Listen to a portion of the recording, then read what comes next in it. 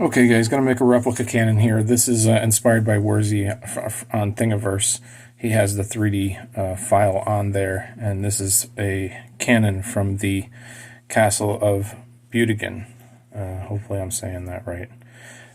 So here we're just cutting the brass piece for the two-part hub assembly, and just cutting the slots for where the spokes are going to go, and you can see them right there next to the 3D printed model. And just cutting the rest of it on the lathe here, and that's what they look like together. Didn't exactly match everything. These are some this is some steel jigs that I'm making to bend the sheet metal. So here on the Bridgeport, we're just cutting out the steel jig to bend the sheet metal. I'm just going to try the 3D printed part in here and make sure it fits good.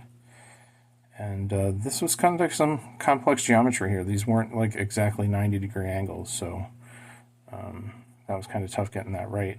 Here, just bending some more sheet metal parts, kind of the sheet metal straps that go around the cheeks of the cannon. Right here, I'm going to make some spindles for or spokes for the wheels. Had to make 24 of these and just test them out in the 3D printed model there. You can see we're just kind of testing things out. There they are in the brass hubs that we made. Two-part brass hub. Here we're going to make the cheeks. Just cutting it out of some pied board here. And these are the outer parts of the wheels there. You can see we're getting some progress right there. So we pretty much got all the wooden parts here. I wanted to checker the cheek of the cannon here, so we put some checkering in, put some hand checkering in. Here we're making the post for the axle. There's the axle rod itself. And you can see that we're going to go drill holes in the end of this axle rod. And it's really tiny, 3/16.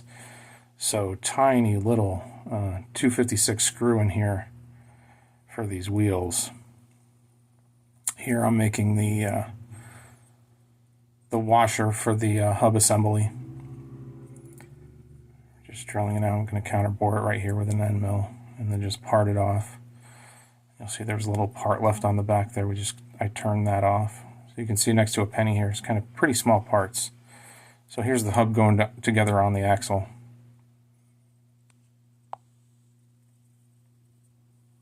And you can see we're just fitting everything up here, make sure everything fits nicely, spins freely, everything looks good. And just putting that back in the axle brace. And this is after I kind of stained it. Now I'm going to make some of these parts that go on the outside of the cheeks for where they would connect it to like a horse, a chain and a horse. And I put all the through holes and dimensions on this aluminum square stock first, and then just came through and parted it off. So you can see this one had 5 holes. Some of them had 6 holes. Just depended on what needed to go there. Here I'm using tiny little brass nails and had to use some forceps to hold them because very tiny parts. And that's what that looks like on there. I thought the aluminum and the brass looked good together against the dark stain of the wood. Here I'm just putting the brace of the axle on the cheeks of the cannon here. I glued it, but I also screwed it in there with a brass screw. So here's the axle and cheeks together. I just got that sitting up on a 1, 2, 3 block. Here I'm going to turn the taper of the barrel, just cutting the barrel out here, and turn the taper all the way down.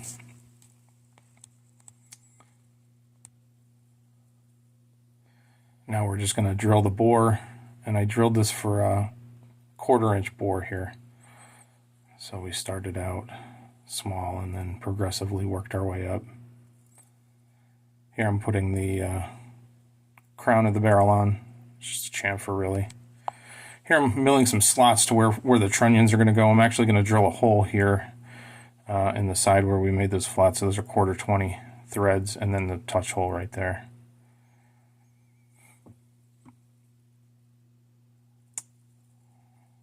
So right here, I'm setting up to make the trunnions, and this is a kind of an interesting lathe because it's got micro stops for each turret on the turret there.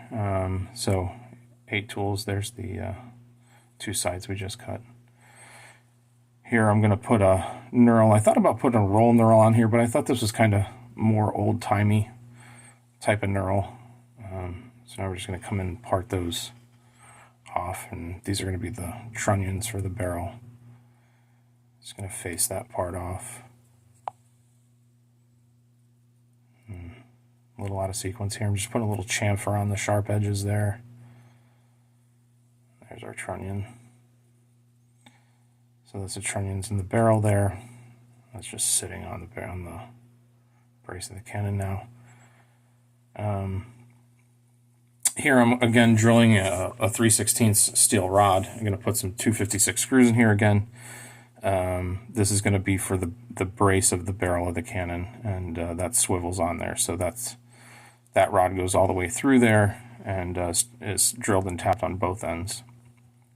Here we're going to do a little sheet metal work, and right here I'm making the what's going to be the outer part of the wheel, the rim of the wheel, and just using 22 gauge sheet steel here.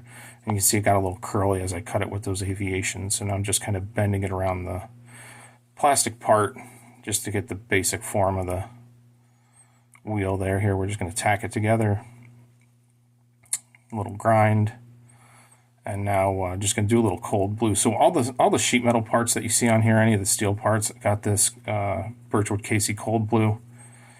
And the only other thing that got blued differently was the barrel. So everything that you see blue there.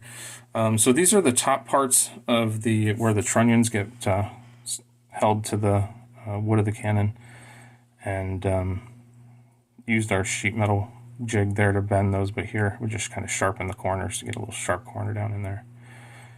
Here's some more sheet metal bend. I already got that pre-bent there. And just using the 3D model as a backstop for my drill here. And just going to nail things together.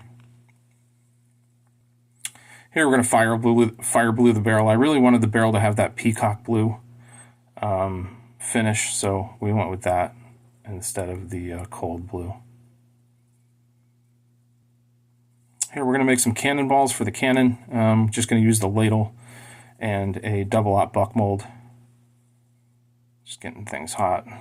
And I could have used the bottom spout here, but I thought using the ladle was kind of old-timey and kind of the way that it would have been done. And we just got some cannonballs there. And I'm just going to add them in with these other ones. My wife made these little muslin sacks for the grape shot. I thought that looked kind of cool and old-timey, so here we're just going to use a little #1 lead chilled lead shot, and just going to dip it in with the powder dipper and powder funnel, and just make little bags of grape shot here.